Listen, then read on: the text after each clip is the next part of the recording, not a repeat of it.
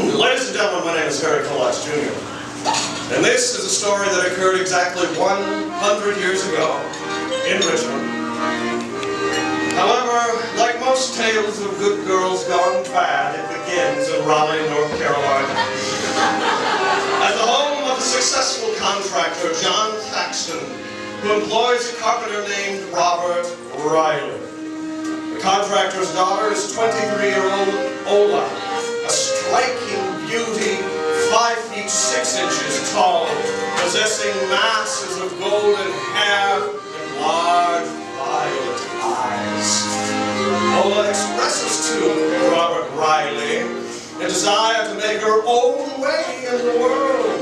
Riley tells her that with his connections in Richmond, well, she should have no problem finding employment. They both move to Richmond, and she boards on 17th Street and gets a stenographer position at a tobacco factory.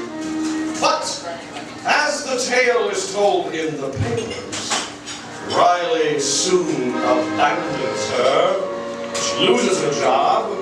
The young woman knows no one else in Richmond, and for whatever reason cannot or will not seek assistance from home or return. On March 20th, 1911, she's arrested in a woodyard for vagrancy by Sergeant C.A. Sherry and policeman F.A. Compton Gore. The two men recall the girl's remarkable beauty. They press her to explain how it is that she came to be this way, but she reveals nothing of her history. The one thing she tells Justice Crutchfield is that she has slept in the streets for the past 5 days. She seems glad to get her 90-day sentence. Perhaps the effects from exposure, the wretched jail, or both compromise her health. A week later, she's diagnosed with pneumonia and delirious when taken to the city home. While there, a Thaxton family friend has reason to find her. The friend requests of city home management that they write to the family in Raleigh. However, Ola Thaxton dies on March 30th, 1911. The city home contacts Raleigh and her father, John, who replies to ship the body. A half hour later, according to officials, he countermands the request.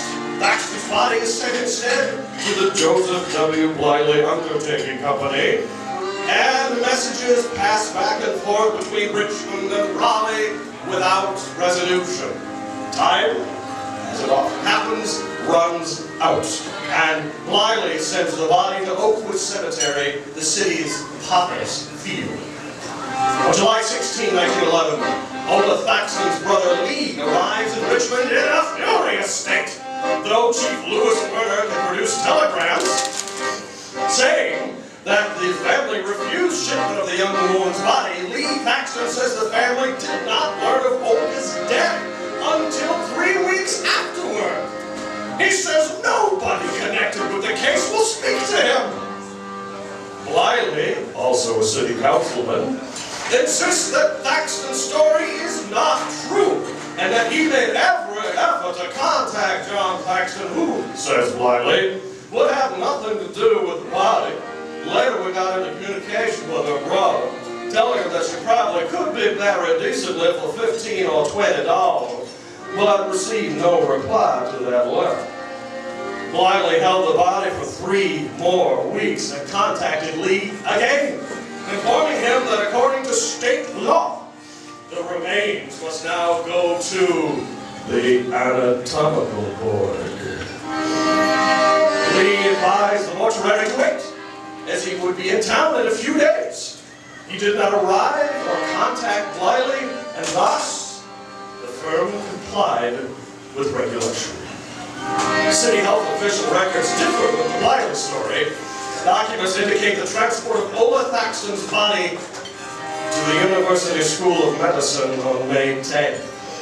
Lee Thaxton claims that the family learned of Ola's death on April 23rd, and his father sent money to Bliley, but a second message indicated that some kind of mistake had occurred, and the Thaxtons were told more funds were needed. Then word came of the body's transfer to the medical college, which the family tried to stop by letter and telegraph. Newspaper queries at the medical college turned up an unnamed employee who attested to the familiarity of the name of Ola Thaxton.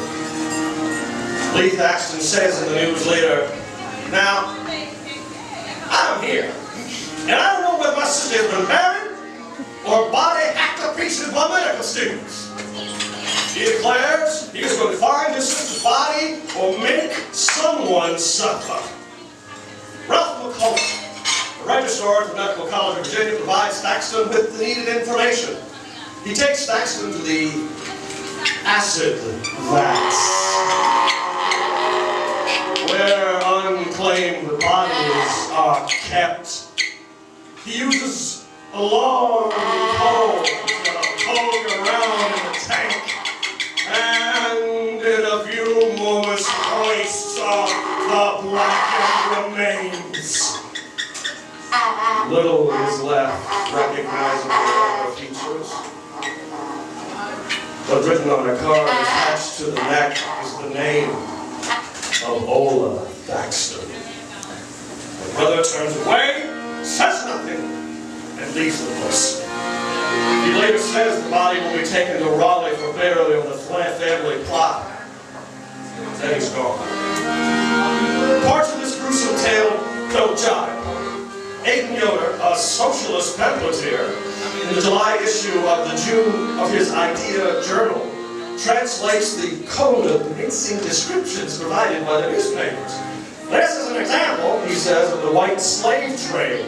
He writes that Ola Thaxton was brought to Richmond by a worthless rake who deceived her and kept her here in a miserable joint on 18th Street. One night, in her misery of shame and grief and distracted condition, she slept in a lonely yard. And for this grave offense, Justice John gave her 90 days in the Richmond City Jail. The first check from Thaxton's father for double railway fare was returned by Blally because the bill was not paid in advance. So the body was sent by Blally to the medical college, for in this way, no doubt, Blally's bill was paid. We are unable to learn just how much the consideration is for bodies thus delivered to the doctors. The point is that Blally gets all this work by virtues of his political connections. Due to the graciousness of an unknown woman, the body has at last been sent home to Raleigh.